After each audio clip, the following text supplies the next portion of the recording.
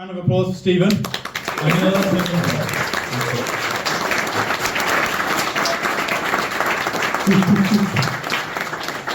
Stephen introduce themselves.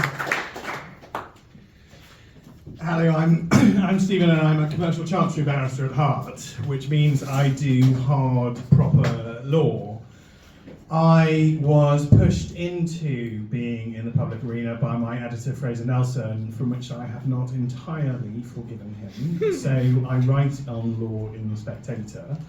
That has then ballooned, so you may see me on the telly and in radio. I am trying to hold various lines on law because I think that law is the problem. I mean, if I can literally put it that way, or to use, we don't use melodramatic language in my courts, high court judges won't have it, which is why we never get to go on telly. You always watch the criminal lot because they get to say all sorts of nonsense to juries because juries are juries. But perhaps it is time for some hyperbole. Oh, my sweet summer children, you're not waving, you're drowning. The sheer volume of law in the last 30 years is absolutely unprecedented. And if the question tonight is, why is nothing happening? Why can't I do this? We've got clever ministers, they know what we want to do. Why is it not happening? It's because they're drowning in all that law. They're drowning in uncertainty. I assisted two governments in the relatively recent past, and all the time we bounced back between, oh, well, the civil servant said it's illegal, right? Okay. Minister, what policy would you like to have? Oh, I'm not sure, I don't want to have an illegal policy. Well, could you just have a policy and then maybe we could change the law? We are trapped in a paradox, and it's caused by too many words. I don't know, because I never intended to talk to non-lawyers. I became a lawyer when I was 19, and I joined a little cult, and I intended to stay there. It's lovely we've got me in. I'm very happy there. I never really know if I communicate properly to non-lawyers, but you kill law by drowning it in words.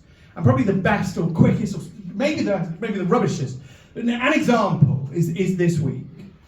All right, so Keir Starmer stands up in the House of Commons and he shames the Prime Minister over an issue. And I don't give a toss about the issue, it doesn't matter, ignore it. He shamed it by saying somebody is in the public gallery. Now, for hundreds of years, we've had an incredibly simple rule that you can't do that.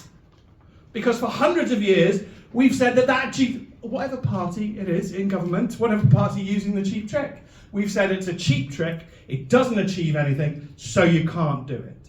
The House of Lords have preserved that rule. You literally can't do it. If any of us become members of the House of Lords, we can't use Keir Starmer's cheap trick. But the House of Commons has killed its clarity.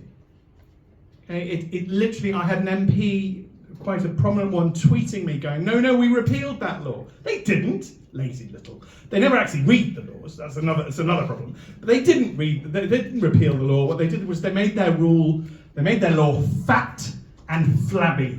They drowned their clarity with words. They put in extra words. They used to have a law. You cannot mention people in the public gallery. That's what we call a good law. It's quite simple, it's easy to follow. Everybody can do that. You don't need to have specialist KCs and a team of geniuses next to you to have confidence about what that rule says. You just go, you can't mention people in the public gallery. A good, simple, clear rule. And they drowned theirs in the Commons with extra words. They put in extra words saying, you can do it as long as you don't intend to intimidate. You can do it as long as you're not trying to influence the debate. And all that did, I mean, I think Starmer's guilty of both of those. I think he was clearly trying to do both. But it didn't matter. In the moment, what mattered was the death of clarity. And that's the issue that I want to get across to you about what's happening in law, what has happened in law. 20 years ago, maybe a little bit more, let's not put on the strong lights. I sat as a young barrister in inner chambers where we physically had the statute law on shelves. physically watched it all go. 1995 was the first one to have 2 volumes instead of 1. And then that just carried on. And increasingly we just have more and more words. Another instance that keeps happening in public life is people at the BBC keep being very bad. BBC, by the way, is wrongly being held to a higher standard, but we can get back to that once we fix the entire problem.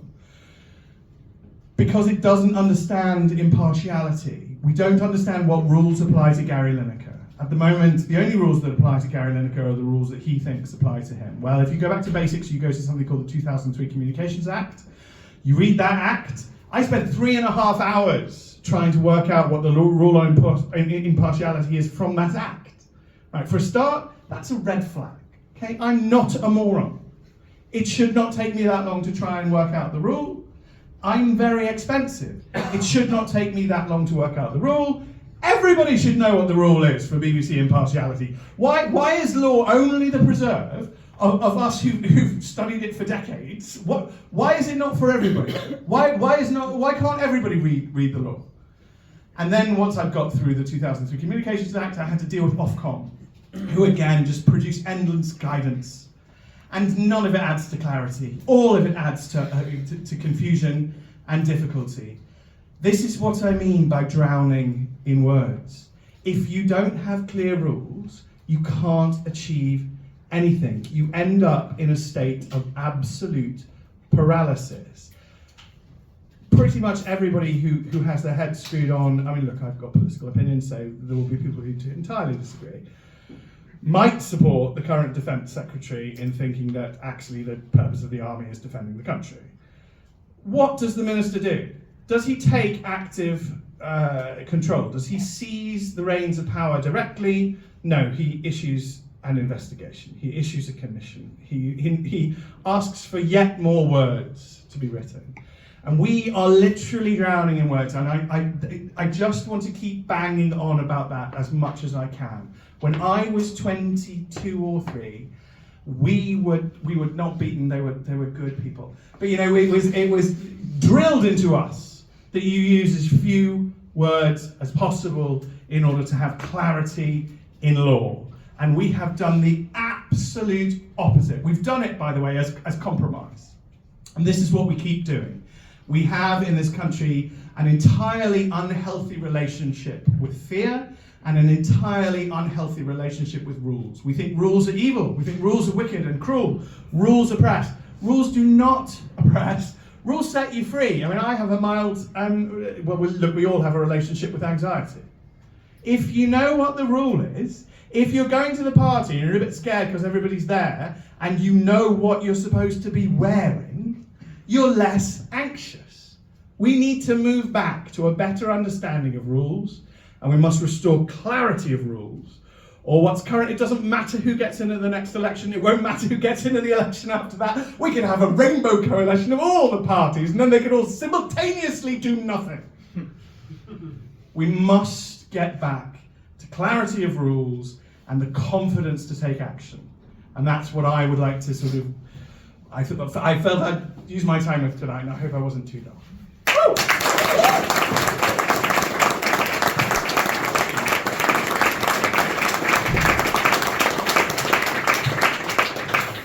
Thank you very much, Stephen. Too many words. I think it's a pretty clear takeaway. Awesome. Stephen's going to be around until a little bit through breaks. If you've got any questions, make sure you grab him. Joe Hill, I think, my phone's recording.